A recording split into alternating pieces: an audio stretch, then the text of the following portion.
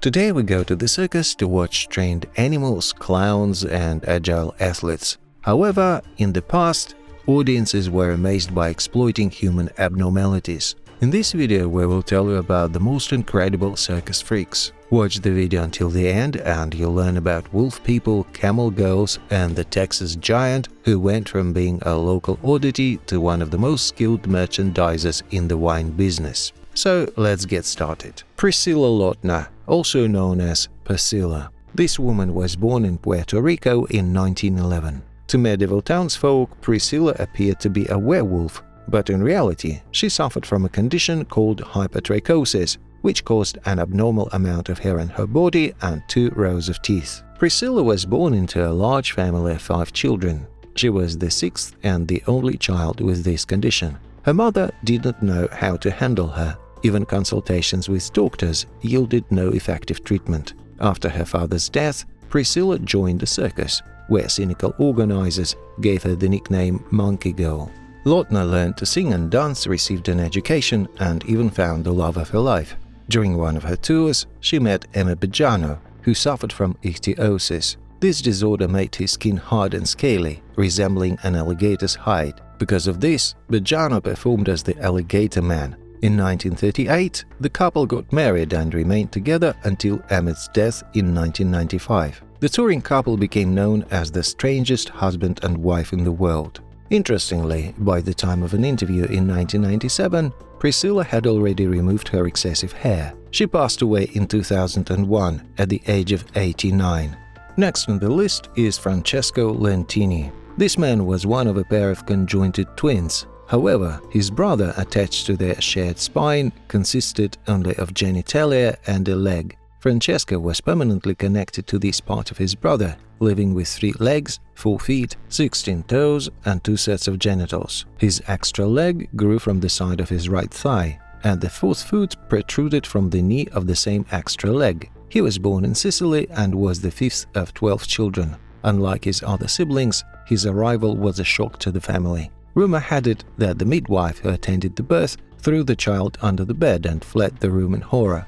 When Francesco was 4 months old, he was brought to a specialist to explore the possibility of amputating the extra limbs. However, the examining doctors deemed the operation too risky, as it could potentially leave the child paralyzed or even result in death. Francesco's parents tried to help him cope with his disability, saying how he was teased. The family sent him to live with his aunt to avoid public attention. In 1902, when Francesco was 9 years old, he and his father finally made their way to the United States, where they met Giuseppe Mangiano in Boston. Mangiano, a professional showman who had been living in America for 3 years at the time, saw potential in Francesco for his show. A year later, the boy was already included in the list of the top artists of the famous Ringling Brothers Circus. As Francesco grew up, he became a stand-up comedian. He often joked about how he always bought 2 pairs of shoes, never forgetting about his one-legged friend.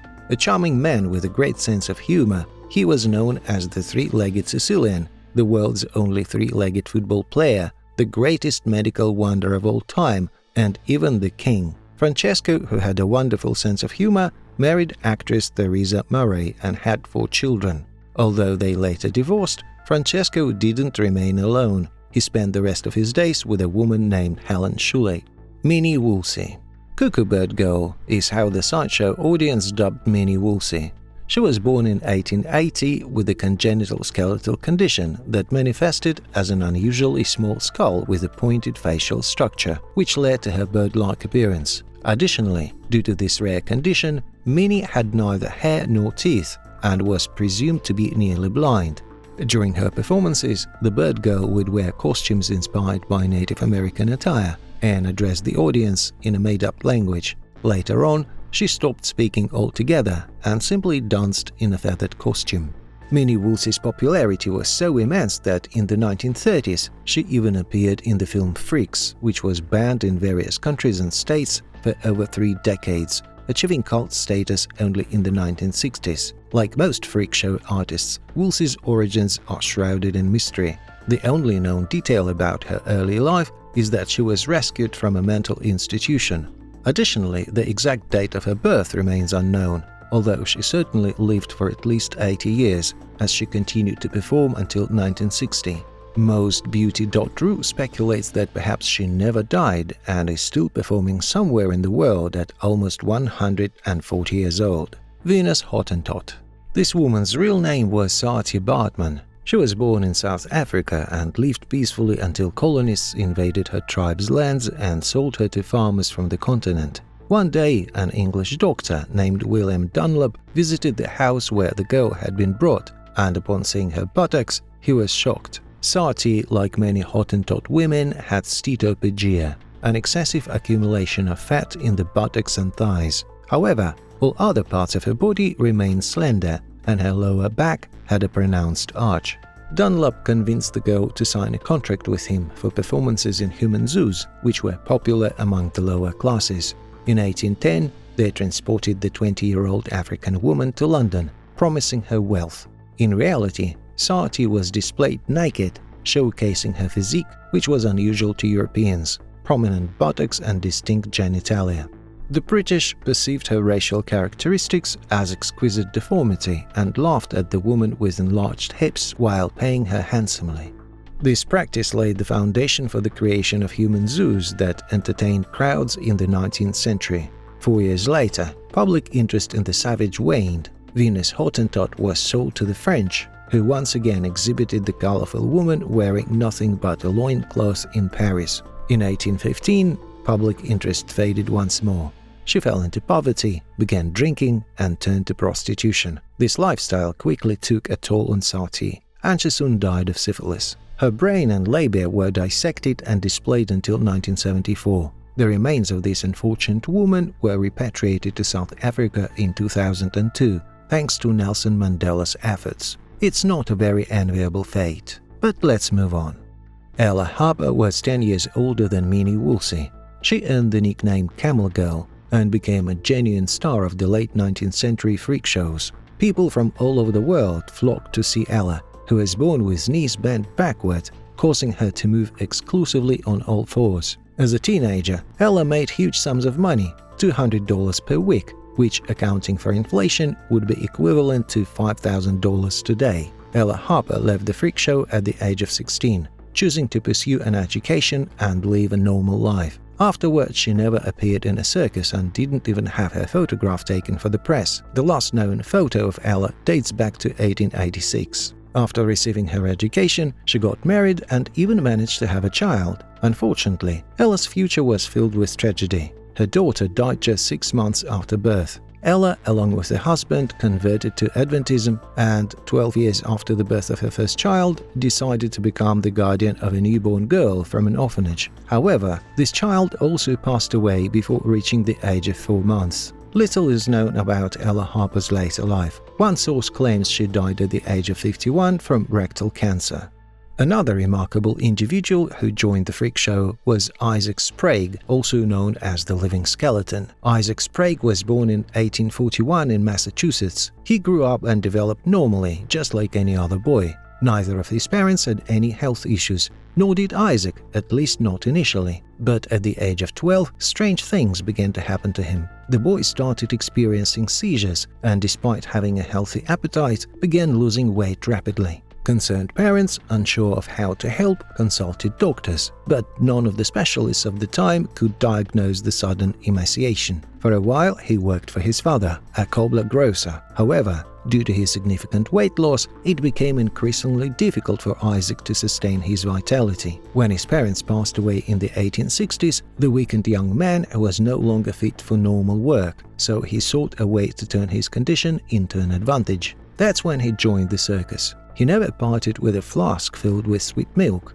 which helped him avoid fainting. He would take a few sips periodically. Despite this, his appetite was always excellent. Sprague ate for two, and people marveled as the Living Skeleton devoured steaks in large quantities. When Isaac turned 44, he stood at 168 centimeters tall, yet his weight was only 43 kilograms. Nevertheless, Isaac later got married and he even had 3 sons. During his years in the circus, he accumulated a considerable fortune. However, a difficult fate left its mark. He squandered everything on drinking and gambling.